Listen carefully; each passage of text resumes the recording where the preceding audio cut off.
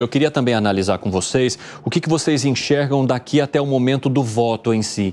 Porque quando ocorreu a situação com Donald Trump, é claro que muita gente fez a comparação com o que houve no Brasil lá atrás, em 2018, com a eleição de Jair Bolsonaro, que não estava pontuando tão bem nas pesquisas e depois do incidente, da facada que o atingiu, com os holofotes que recebeu e com a maneira como se manteve na campanha, ganhou protagonismo e, claro, também por várias outras questões que a gente não vai discutir aqui e que também fizeram parte da campanha dele, formaram uma soma que o colocaram no poder. Muita gente questionou que o que aconteceu com Jair Bolsonaro teve a ver também com o prazo para a eleição. Tudo ocorreu muito próximo do momento em que as pessoas determinariam o seu voto e isso acabou impactando na escolha delas. No caso das eleições americanas, é possível que Donald Trump consiga manter viva aquela foto até daqui os meses necessários para que as pessoas façam de fato essa opção, professor? Eu vejo várias diferenças na situação. Uma é essa, proximidade da eleição, mas tem outras. A eleição nos Estados Unidos ela é indireta. Os delegados é que efetivamente votam. A conversão de voto de delegado é muito mais complexo. Tanto é que fala-se desses estados pêndulo, essa figura dos swing states, porque são aqueles onde há uma indefinição e é ali que a decisão da eleição acontece a partir do momento que você convence aquele grupo. Porque o resto já está carimbado. Basicamente já se sabe mais ou menos quem vai votar num, quem vai votar no outro dentro dos estados. Numa eleição como a brasileira, que ela é absolutamente direta, esses fatores eles ficam muito mais diluídos, tá? Então, também é diferente. Os efeitos, eles são diferentes. Um belo exemplo disso foi o fato de Hillary Clinton receber mais votos, mas mesmo assim perdeu a eleição. Al Gore foi incrível, até curioso, né? Foi na época que eu morava nos Estados Unidos, quando ele foi candidato, eu morava em Washington e teve uma coisa muito curiosa, porque já se celebrava lá na cidade a vitória dele. E ele perdeu as eleições por conta dos delegados. Então, isso daí que você trouxe mostra exatamente os efeitos são diferentes. Mas eu vejo um outro também muito importante. O discurso... Professor, o Trump em 2020 ele fez o discurso da vitória. Também. Naquele não, segundo dia de apuração, eu ganhei. Então, Não, também. Depois. Mas o Al Gore foi incrível, estava a cidade celebrando. Daí foi ver, não ganhou. Mas por conta dos delegados, que é algo diferente, uma lógica diferente. Mas veja só, se você pegar o discurso de Donald Trump, que a gente sabe que ele é muito eficaz na comunicação, você percebe que ele construiu sempre uma narrativa de que tentam impedi-lo de ser candidato, de que tentam impedi-lo de chegar à presidência, de que usam a justiça para isso. E agora, né, uma tentativa de assassiná-lo para chegar lá. Então, um pouco diferente do que foi do ex-presidente Bolsonaro. Bolsonaro estava numa campanha, que aliás até impressionava a imagem, ele estava sendo carregado, né?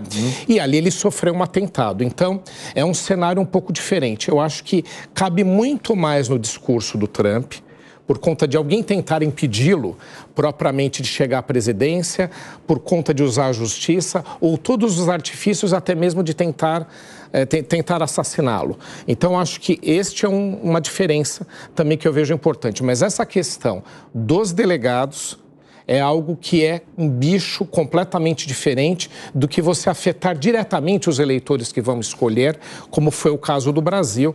Teve uma comoção a favor do ex-presidente Bolsonaro. Até pelo fato de ele ter participado da campanha de dentro do hospital, ele não conseguiu participar dos debates e isso colocou também numa situação ali mais vulnerável, porque teve de manter a campanha e com um machucado que foi mais grave também do que até hoje, o ex-presidente Donald Trump, né? Com consequências que ele tem até hoje. Como é que você avalia essas comparações, Cássio, e também as diferenças? E depois, Fabrício, eu queria discutir um pouco mais com você sobre essa relação dos delegados e da importância dos estados nessa votação que é diferente aqui do Brasil. Eu acho que a comparação é natural, mas existem algumas peculiaridades. Nós falamos, talvez, da vacina contra a questão do Trump, que foi a renúncia do Biden, e o momento em que se deu essa renúncia do Biden.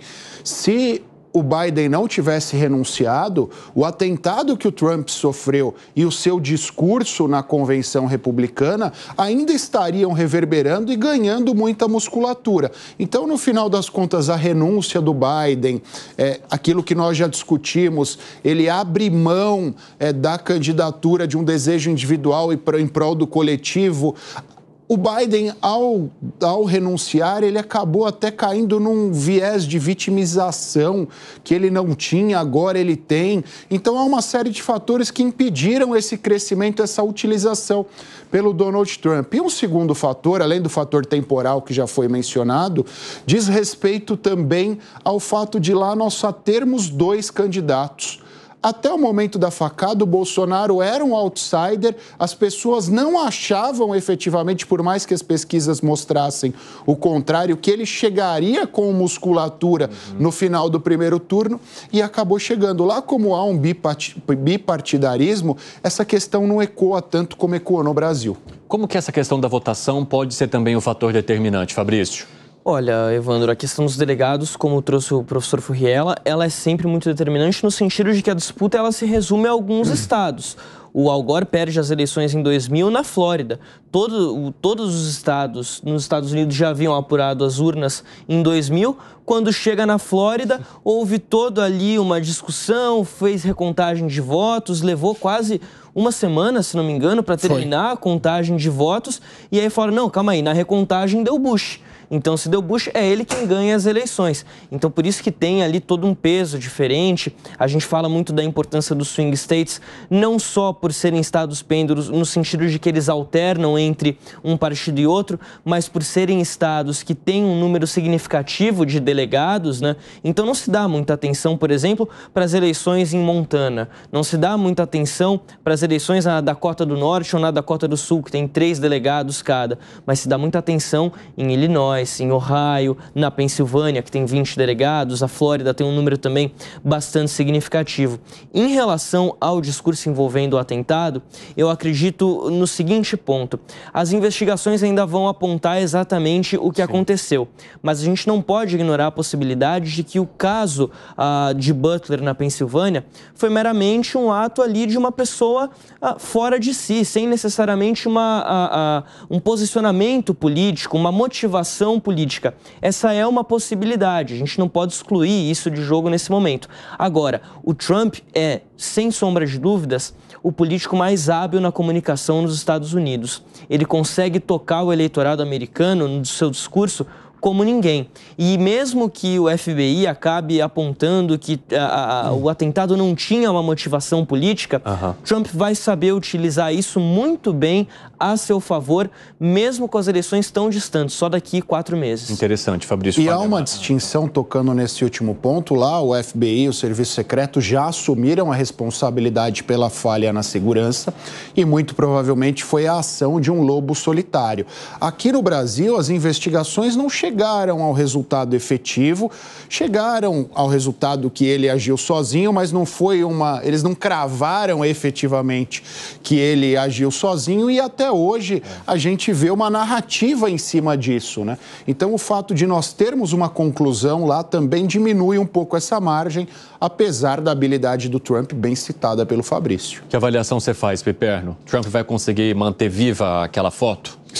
Então, aí são 2 coisas. Eu imaginava que, inclusive, naqueles dias imediatamente após o atentado, ele fosse aparecer com um percentual melhor nas pesquisas. E aquilo mudou muito pouco. 1, 2 pontos e tal, e não foi além disso. Hoje a situação continua sendo, mesmo com o Biden, uma situação claramente de empate técnico, ele pontuando às vezes 1, 2 na frente. Mas não mudou dramaticamente. Segunda coisa, concordo muito com o Fabrício, que ele é, de todos, disparadamente, o comunicador mais hábil e que tem uma outra vantagem em relação a qualquer outro competidor. Ele é o primeiro candidato nos Estados Unidos, desde Roosevelt, a disputar 3 eleições seguidas.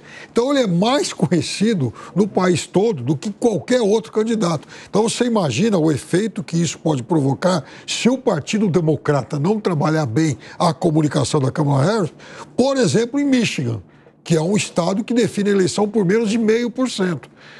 você está comparando um Trump, que disputa a terceira eleição consecutiva, com uma vice-presidente inexpressiva e tal, que agora se torna repentinamente a candidata do partido, mas alguém que vai precisar se fazer conhecer pelo cara que mora no interior de Milão, sabe, o cara vítima lá do cinturão da ferrugem. Isso é muito complicado. Agora, para a gente arrematar, me chama a atenção, então, a dificuldade que isso pode significar nesses estados pêndulo, porque se a gente está falando de estados que tendem a um lado e a outro, provavelmente essas pessoas estejam ali sempre com ideias que permanecem no centro dos dois debates. Se a gente tem uma candidata que hoje simboliza um espectro mais da esquerda, esse diálogo não poderia ser dificultado, então, professor?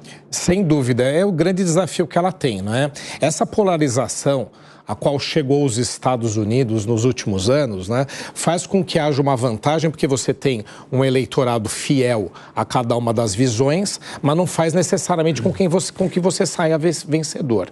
Ela tem que fugir especificamente desse discurso que a coloca só para certos segmentos, certas pautas. E foi o que ela construiu, né? Infelizmente, a gente já mencionou aqui, ela tem uma carreira de vice-presidente apagada, de presidente do Senado apagada, mas o que ela teve que mostrou alguma relevância foram pautas específicas, não foram as grandes pautas nacionais. Então, ela vai ter que construir um grande discurso. Eu uso muito a questão do Obama porque eu acho a situação parecida em vários aspectos, né?